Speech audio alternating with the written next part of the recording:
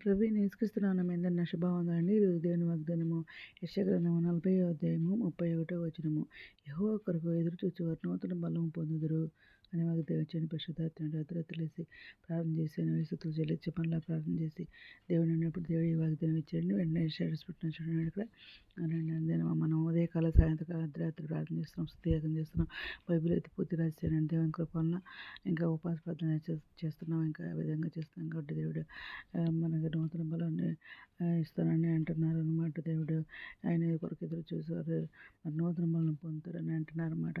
దీనికి మరి ఇంకా దేవుడు 29వ వచనంలో చూస్తే సమస్యలను వారికి బలమిచ్చేవాడు ఆయనే, శక్తిహీనుల బలాభివృద్ధి కలుగజేయవాడు కూడా ఆయనే అని చెప్పేసి దేవుడు మనతో మాట్లాడుతున్నారు అనమాట. ఇక కీర్తన గ్రంథము మరి 27వ అధ్యాయము 14వ వచనంలో చూస్తే యెహోవా కొరకు కనిపెట్టుకుని ఉండము, ధైర్యం తెచ్చుకుని హృదయమును నిబ్బరంగా ఉంచుకునము, యెహోవా కొరకు కనిపెట్టుకుని ఉండమని చెప్పేసి దేవుడు ఇక్కడ మాట్లాడుతున్నారు అన్నమాట మనతోనే. ఇంకా దేవుడు ఇంకేం చెబుతున్నారంటే విలాపవాక్యములు 3వ అధ్యాయం 25, 26 వచనాల్లో తన్ను ఆశ్రయించు వారి ఎడల యెహోవా దయాళుడు, తన్ను వెదుకువారి ఎడల ఆయన దయచూపువాడు. నరులు ఆశ కలిగి యెహోవా అనుగ్రహించు రక్షణ కొరకు ఓపికతో కనిపెట్టుట మంచిది అని దేవుడు మాట్లాడుతున్నారండి. ఇంకా కీర్తన గ్రంథము 103వ అధ్యాయము 5వ వచనంలో దేవుడు ఏం చెప్తున్నారంటే పక్షిరాజు యవనం వలని యవనం కొత్తగా చున్నట్లు మేలుతో నీ హృదయమును తృప్తిపరచుతానని దేవుడు చెప్తున్నారనమాట. ఇంకా మరి యెషయా గ్రంథము 41వ అధ్యాయంలో మరి 10వ వచనంలో దేవుడు ఏం చెప్తున్నారంటే నీవు నా దాసుడవనియు నేను నిన్ను ఏర్పరచుకుంటున్నాను, నేను నీతో చెప్పాను, నీకు తోడైనని భయపడకము, నేను దేవుడైనని దిగులు పడకము, నిన్ను బలపడతాను, నీకు సహాయం చేయవాడిని నేనే, నీతి నా దక్షిణాస్తంతో నిన్ను ఆదుకుంటున్నాను అని చెప్పేసి దేవుడు మాట్లాడుతున్నారండి. ఇంకా 2 కొరింథీయులకు రాసిన పత్రిక 12వ అధ్యాయము 9వ వచనంలో దేవుడు ఏమంటున్నారంటే అందుకు నా కృప నీకు చాలును, బలహీనత యందు నా శక్తి పరిపూర్ణమవుచున్నదని ఆయన నాతో చెప్పాను.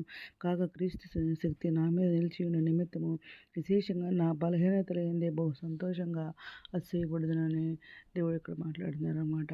ఇంకా కీర్తన గ్రంథము 130వ అధ్యాయము 5వ వచనంలో ఏం చెప్తున్నారంటే యెహోవా కొరకు నేను కనిపెట్టుకొనుచున్నాను, నా ప్రాణము ఆయన కొరకు కనిపెట్టుచున్నది, ఆయన మాట మీద నేను ఆశ పెట్టుకుని ఉన్నానని ఇక్కడ కీర్తనకారుడు మాట్లాడుతున్నారు. ఆ విధంగానే మనం కూడా ఆయన కొరకు కనిపెట్టుకుని ఉండాలన్నమాట. మన ప్రాణం ఆయన కొరకు కనిపెట్టుకొనుచున్నది అని చెప్పాలన్నమాట. ఆయన మాట మీదే మనం ఆశ పెట్టుకుని ఉండాలని చెప్పేసి మనం కీర్తనకారుడు అన్నట్లు మనం కూడా ఆయన మాట మీద ఆశ పెట్టుకోవాలన్నమాట. ఈ విషయాలన్నీ కూడా దేవునిపై నమ్మకం ఉంచినప్పుడు అలసట తొలగిపోయి నూతన శక్తి నిరీక్షణ కలుగుతాయని మరి విశ్వాసంతో ఎదురు చూడాలని చెప్పేసి దేవుడు ఈ వాగ్దానం ద్వారా మనకు తెలియజేస్తారు అనమాట. విశ్వాసంతో మరి నమ్మిన మహిమను చూస్తూ ఉంటున్నారు. విశ్వాసం వాళ్ళ ప్రార్థనలో స్వస్థపరుస్తుంది, పాపం చేసిన పాపక్షేమం అంటారన్నమాట. రోగసైపోయి అన్నగా ఆదరించిన రోగంగా ఆయన వారిని స్వస్థపరచను అని చెప్పేసి ఆయనే వారిని స్వస్థపరచిన దేవుడు ఇక్కడ మాట్లాడుతున్నారండి. ఏదైనా వాగ్దానం అందరి జీవితంలో కోరుకుంటే ఈరోజు మనం ప్రార్థన చేసుకుందాం. మరి యెహోవా కొరకు కనిపెట్టుకుని ఉంటే నూతన బలం పొందుతారని చెప్పేసి దేవుడు మాట్లాడుతున్నారు. ఆయన మనం కనిపెట్టుకుని ఆయన ప్రార్థన చేస్తే మనం తప్పకుండా మనకు శక్తిని బలం అనుగ్రహించే దేవుడు మన దేవుడు. ఏదైనా వాగ్దానం అందరి జీవితం నెరవేరని కోరుకుంటే ఈరోజు మనం ప్రార్థన చేసుకుందాం. మౌనంగా సరస్వతి ఘనమైన మనకి వెళ్ళది స్థుతిస్తున్నారండి. అది మీద ప్రపంచం ప్రతి పెట్టిన పేరు జ్ఞాపం చేసుకోండి. ప్రతి బిడ్డకి అవసరం తెచ్చిన నాకు తెచ్చిన కొరకు తెచ్చించండి. వీళ్ళు మంచి వినిద్దేశాలు దేవుని నిరుద్యోగులు ఉద్యోగాలు తెచ్చేయండి. ఆ దీపిస్తున్న వరకు ఆర్థిక సహాయం తెచ్చండి.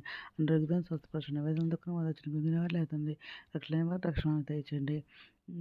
వనసం బలపరిచిన వనకాల మీ కాడమేట కూర్చోబడి మీ ఇతర రాని మేస్టేయడానికి మీద చదువుకుంటే కూర్చోకొని అతి పూర్వమైన భాగం తెచ్చామని మా ప్రపేరేషన్ యేసుక్రీస్తు పరిశుద్ధమైన నామమున అడిగి పెట్టుకుని ప్రార్థిస్తాం మనం తండ్రి.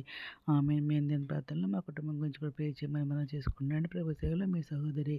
God bless you.